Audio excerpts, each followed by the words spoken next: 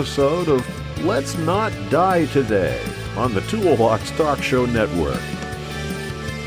Is your organization struggling with creating a training program? 7taps.com. Go there, try out their free community version. If you love it, try the pro version. But before you buy, check out all our bonuses, including a nice little discount at toolboxtalkshow.com/training. Our topic today, worker fatigue. Worker fatigue is not talked about often enough in safety. In this episode, we will discuss the dangers of worker fatigue and some tips for avoiding it. Let's start with definitions. Fatigue has been broadly described as weariness, tiredness, or lack of energy. In workplace settings, it is commonly associated with non-standard schedules, such as night shift work and extended work hours, which can disrupt or shorten sleep. Fatigue can also be related to other workplace factors such as stress, physically or mentally demanding tasks, or working in hot environments. It can stem from several factors, and its effects extend beyond sleepiness. Fatigue can slow down reaction times, reduce attention or concentration, limit short-term memory, and impair judgment. Let's talk history. In 1908, there were fewer than 200,000 cars. The first Model T was completed and released that year. At first, it was expensive, costing approximately $825, or about $18,000 in today's money. It could run on gasoline or hemp-based fuel and topped out at 40 miles per hour. Between 1908 and 1927, Ford would build 15 million Model Ts. It was the longest run of any automobile model in history until 1972, when VW's Beetle surpassed it. Ford kept prices low by building just one model. The company developed a system of interchangeable parts that reduced waste and saved time. It made assembly relatively simple for unskilled workers. Although this created efficiency, working on the assembly line was brutal. It required doing one task endlessly and repetitively all day for 9 hours. Most men couldn't stand it for very long, and after a few months, they'd quit. Since the assembly line was a low-skill job, it made it easy to retrain new workers. Most men could be retrained in half a day, but even so, the company couldn't replace workers fast enough. Ford Motor Company had a 300% per year turnover. This situation made it extremely difficult to keep the assembly line going consistently. Ford had a solution, and in 1914, he suddenly and very dramatically raised worker pay by more than double. The previous rate was $2.34 for 9 hours, so he raised it to $5 a day, and at the same time, he cut working hours to just 8 hours per shift. Many of his rivals thought that Ford had lost his mind, and in fact, accused Ford of unfair business practices. The Wall Street Journal even editorialized that this was an economic crime. The workers didn't seem to share that opinion. Being paid $5 a day was far better than they could get elsewhere. This move created workforce stability. Instead of having a labor shortage, Ford had thousands of applicants on a waiting list. Also, the men who got the jobs kept them. The quality of the product increased, and stoppages on the line occurred much less frequently. The price of the Model Ts dropped significantly over time. By 1916, the price was down to $360 with no change in quality.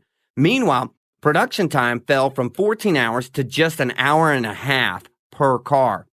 The assembly line made it possible to produce literally thousands of cars a week, and by 1924, the Dearborn, Michigan plant could cast more than 10,000 Model T cylinder blocks in a day. Ford soon realized that he was making so many cars that he needed to extend the number of potential customers who could buy them. By paying higher wages, he turned his workforce into such a group. For the first time, the people making the cars could buy one.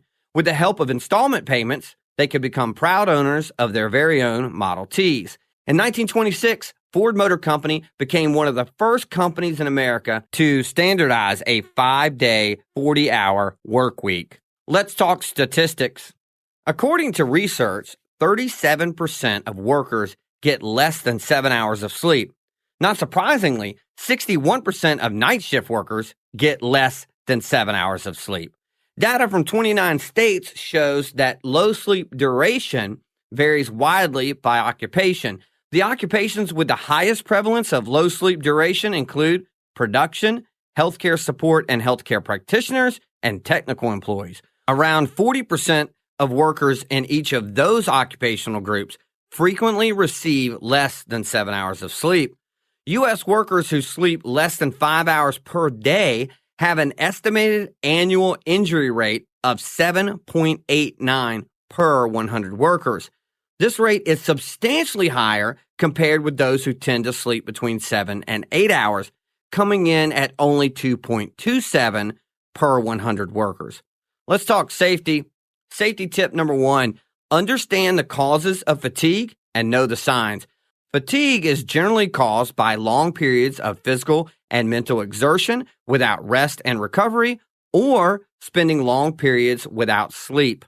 Signs of fatigue can include confusion and memory problems, difficulty concentrating, impaired focus and slowed reaction times, increased errors, irritability, difficulty keeping your eyes open, feeling physically or mentally exhausted, continually yawning. Safety tip number 2, understand the risks of fatigue. Fatigue can impact performance and productivity and can increase the potential for injuries. Employees with fatigue have an increased risk of developing obesity, diabetes, heart disease, and sleep apnea.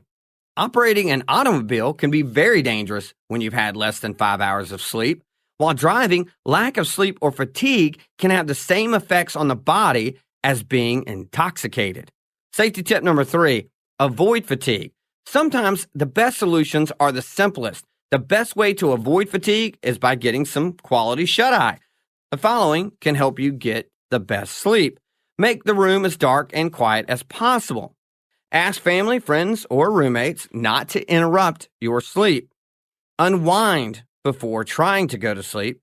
And lastly, consult a doctor if necessary. Safety tip number 4, ask for help. Use a buddy system.